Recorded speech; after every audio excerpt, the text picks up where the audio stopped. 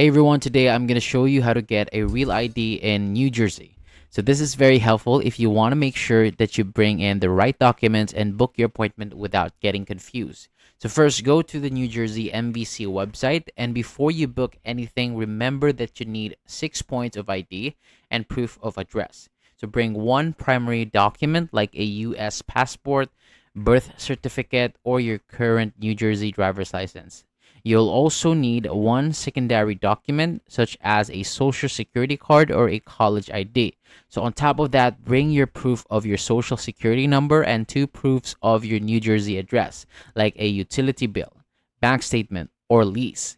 And make sure all of your documents are original or certified copies. So, once you're on the website, scroll down until you see the appointment section. Click the link there, then choose to make an appointment, and then after that, make sure that you select the service that you need, then choose Real ID. And then you'll then see the available appointments based on location, date, time, and availability. Pick the one that works best for you. Next, choose your appointment date and time if there is one available.